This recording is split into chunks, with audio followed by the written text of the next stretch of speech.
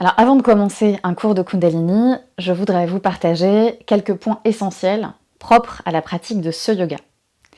Tout d'abord, c'est un yoga qu'on pratique quasiment tout le temps les yeux fermés. Pourquoi? Parce que quand on a les yeux ouverts, le sens de la vue est un sens qui donne énormément d'informations au mental. Par exemple, j'ai les yeux ouverts, je suis chez moi et je vois, tiens, ça, il faudrait que je le replace, ça, j'ai oublié de le ranger. Ah ça, ouais, il faut pas que j'oublie de le faire ça. Tiens, ça, c'est pas terrible là-bas en fait.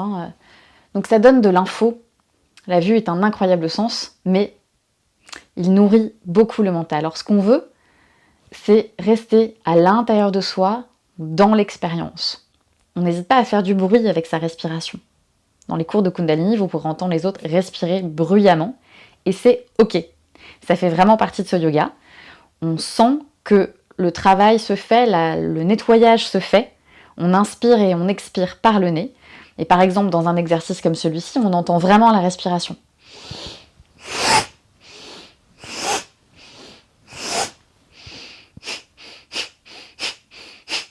Dans les bruits, on n'hésite pas aussi à bâiller bien fort. Donc, quand on s'étire, on bâille.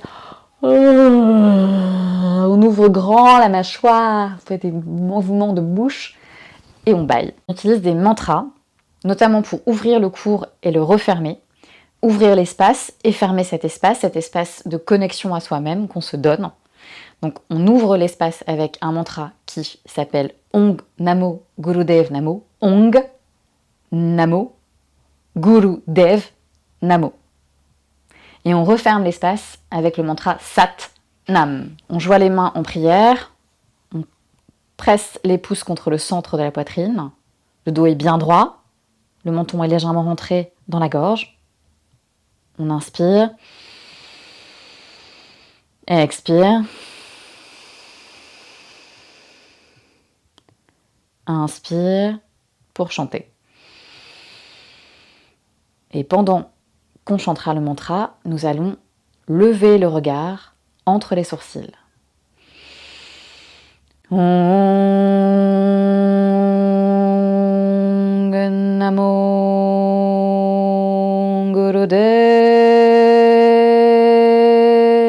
Namo. Et on chantera ce mantra 3 fois. Alors il y a des variantes de tonalité, il y a des personnes qui ont comme une autre mélodie du Ong Namo Gurudev Namo. Chacun a un peu la sienne. C'est normal que vous trouviez des variantes. Pareil, on a les mains jointes en prière, les pouces pressés contre le centre de la poitrine, le dos bien droit, le menton légèrement rentré dans la gorge. Et pendant qu'on chante, on a les yeux fermés et on lève le regard entre les sourcils. Et on inspire, expire, et on inspire pour chanter. Sat